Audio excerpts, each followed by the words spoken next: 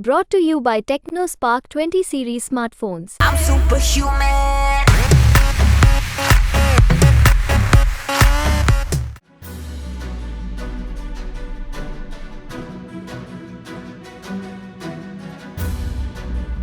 आखिर ऐसा क्या हुआ कि अचानक सीनियर एडवोकेट अभिषेक मनु सिंघवी अरविंद केजरीवाल के मामले को लेकर सुप्रीम कोर्ट पहुंच गए? आपको इसी वीडियो में बताएंगे। आप देख रहे हैं दिल्ली तक, मैं हूं आपके साथ अनुराधा तंवर।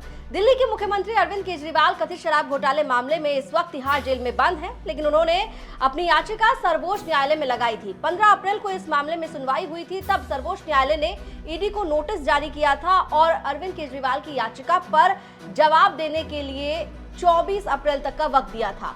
ईडी के जवाब पर अरविंद केजरीवाल को रिप्लाई फाइल करने के लिए 27 अप्रैल तक का समय दिया था और उसके बाद ये कहा था कि 29 अप्रैल से जो सप्ताह शुरू हो रहा है, उस सप्ताह में अरविंद केजरीवाल के मामले में सुप्रीम कोर्ट में फिर सुनवाई होगी।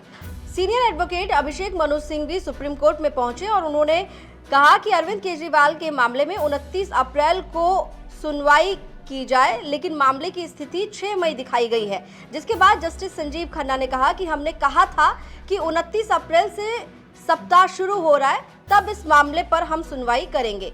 जिसके बाद अभिषेक मनु सिंघवी ने कहा कि लेकिन जवाब और प्रत्युत्तर तब तक दाखिल करना था। जिसके बाद जस्टिस खन्ना ने कहा कि आप ईमेल भेजिए, हम देखते हैं।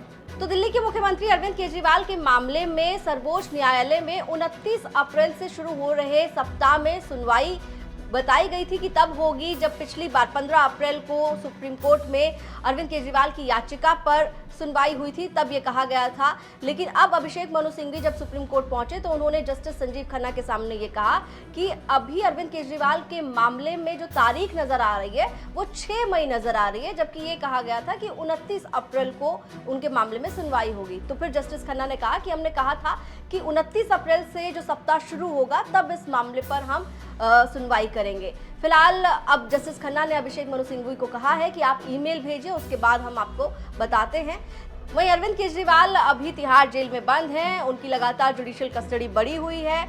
देखना होगा जब सुप्रीम कोर्ट में उनके मामले पर सुनवाई होगी तो सर्वोच्च न्यायालय की ओर से क्या फैसला निकल कर आता है। इस बीच ईडी की ओर से जवाब दाखिल किया गया है अरविंद केजरीवाल की याचिका पर और ईडी ने अपनी जवाब में अरविंद केजरीवाल की याचिका का विरोध किया है। ये तक ईडी की ओर से कहा गया है कि अरविंद केजरीवाल ने जांच में सहयोग नहीं किया, उन्हें 9 समन सर्व किए गए थे, बावजूद उसके वो ईडी के दफ्तर में पेश नहीं हुए, जांच से बचते रहे। काफ़ी सारे जो मोबाइल फ़ोन हैं वो इस्तेमाल हुए थे, नष्ट किए गए, एविडेंसेस को डिस्ट्रॉय किया गया। इस तरह की तमाम बातें ईडी ने अपने जवाब में दाखिल की हैं सुप्रीम कोर्ट में। हलफनामा ईडी की ओर से दाखिल कर दिया गया है।